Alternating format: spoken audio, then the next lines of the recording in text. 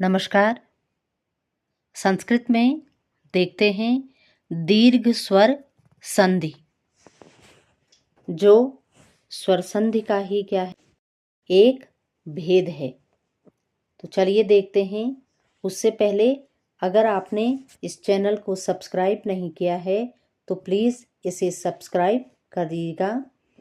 तो दीर्घ स्वर संधि सूत्र है अकः सवर्णे दीर्घः, अर्थात अक प्रत्याहार। ये अक प्रत्याहार के अंतर्गत कौन से वर्ण आते हैं हमारे? तो अ, इ, उ, री और ली। ये अक प्रत्याहार के क्या हैं? वर्ण हैं। तो अक प्रत्याहार के बाद उसका सवर्ण आए तो दोनों मिलकर दीर्घ बन जाते हैं। अर्थात ह्रस्व या दीर्घ अ, इ, उ, री के बाद यदि ह्रस्व या दीर्घ अ, इ, उ, री आ जाएं तो दोनों मिलकर दीर्घ आ, ई, उ और री हो जाते हैं। ये दीर्घ संधि की क्या है? परिभाषा है और सूत्र है अकः सवर्णे दीर्घः। तो अक प्रत्याहार के बाद यदि उसी का सवर्ण, सवर्ण का मतलब उसी के समान अगर कोई वर्ण आता है तो वे दोनों मिलकर के क्या हो जाते हैं? दीर्घ हो जाते हैं। अब दीर्घ संधि में आप देख रहे हैं कि ह्रस्व या दीर्घ दो बातें आई हैं। तो ह्रस्व का अर्थ होता है छोटा स्वर और दीर्घ का अर्थ होता है बड़ा स्वर। तो ह्रस्व यानी कि जो छोटे स्वर हैं वो क्या है हमारे? अ, इ, उ, री और री। और दीर्घ स्वर क्या है? आ, ई, उ, री। ये क्या है हमारे? दीर्घ स्वर हैं। तो चलिए इसके उदाहरण से इसको और अच्छे से समझते हैं।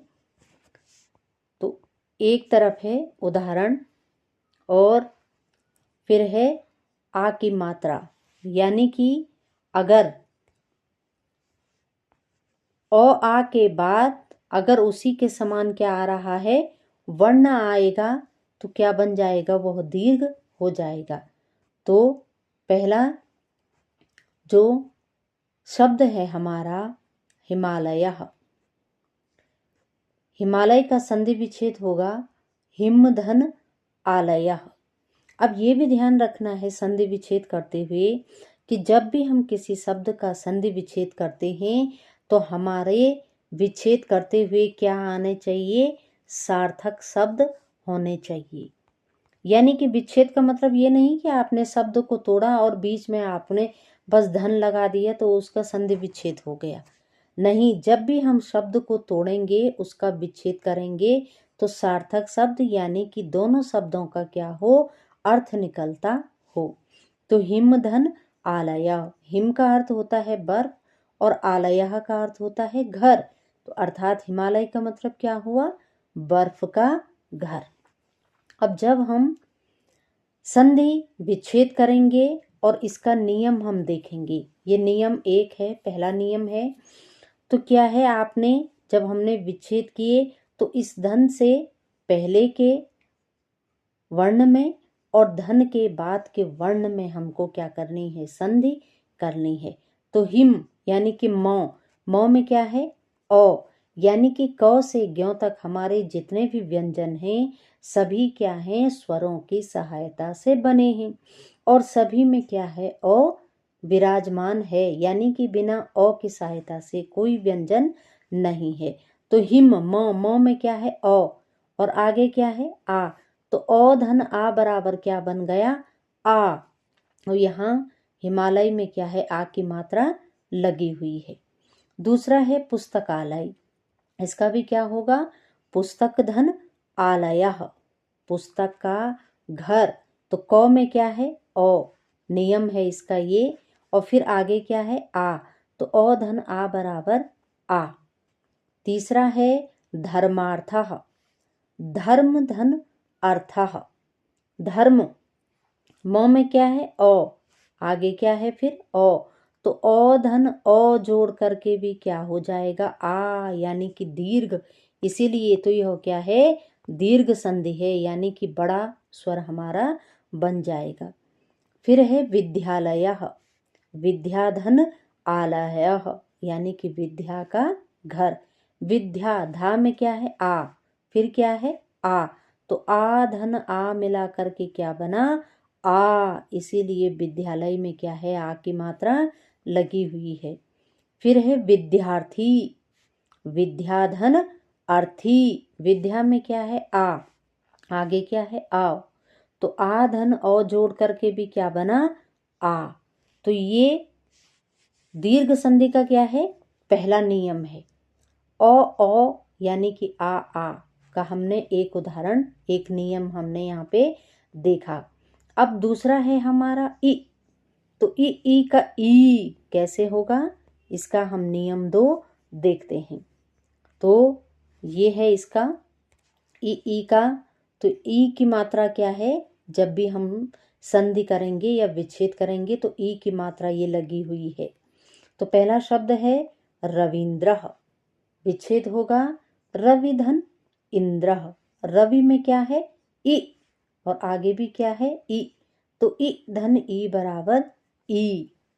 अगला है मुनीन्द्रः, मुनि धन इंद्रः, ई धन ई बराबर ई। तो देखेंगे आप शब्दों में क्या लगी हुई है, ई की मात्रा लगी हुई है।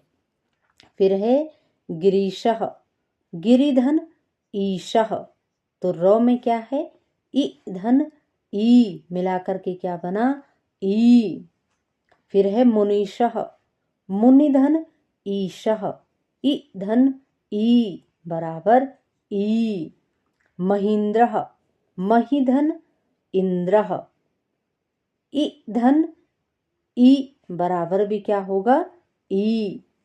फिर है नदीशः, नदी धन ईशः, ई धन ई मिला करके भी क्या होगा ई, दीर्घ ई ही बनेगा। फिर है महिषः, महीधन ईशः, ई धन ई मिला करके भी क्या बना ई। तो ये क्या थे ई के थे, दूसरा नियम था।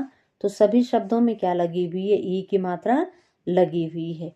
अगला शब्द है इसमें नारींदु, तो क्या बनेगा नारीधन इंदुह। नारी में क्या है ई की मात्रा लगी हुई है, तो ई धन ई मिलाकर के भी क्या बना हमारा दीर्घ ई बना। अब तीसरा नियम देखेंगे ऊ का भी क्या हो जाएगा ऊ। अब इसमें देखेंगे ऊ की मात्रा ऐसे लगी हुई है, तो जिन शब्दों में क्या है ये मात्रा लगी हुई है वो क्या है ऊ की मात्रा इनमें लगी हुई है, और वो क्या है दीर्घ संधि है। तो चलिए देखते हैं, पहला शब्द है भानुदयः, विच्छेद होगा भानुधन उदयः। यहाँ पे 9 में बड़ी ऊ की लग गई प्रिंट, छोटी ऊ की मात्रा लगेगी भानुधन उदयः। उ धन उ जोड़ करके भी क्या बनेगा ऊ, दीर्घ ऊ, और भानुदय में क्या है ऊ की मात्रा लगी हुई है। दूसरा है विधुदयः, विधुधन उदयः, उ धन उ मिला करके भी क्या बना ऊ। फिर है लघुर्मिः, लघुधन उर्मिः, घ में क्या है उ की मात्रा है, तो उ धन ऊ मिला करके क्या हुआ ऊ। फिर है वधूत्सवः, वधूधन उत्सवः, ऊ धन उ मिला करके क्या हुआ ऊ, दीर्घ ऊ। फिर है वधुल्लेखः, वधूधन उल्लेखः, आधा लो आएगा यहाँ पर, पूरा लो प्रिंट हो गया तो आधा लो आएगा वधूधन उल्लेखः, ऊ धन उ मिला करके भी क्या बना ऊ। ये नियम है इसके, ये सारे क्या हैं, नियम है दीर्घ संधि के। फिर है वधूर्जा, वधूधन ऊर्जा। तो वधु में क्या है, ऊ की मात्रा लगी हुई है, तो ऊधन, ऊ मिलाकर के भी क्या बना, ऊ, दीर्घ ऊ। तो ये 3 नियम हुए दीर्घ संधि के। चौथा नियम देखेंगे हम कि री का क्या हो रहा है, दीर्घ री हो रहा है। तो चलिए देखते हैं। अब है मातृणम, विच्छेद होगा मातृधन ऋणम।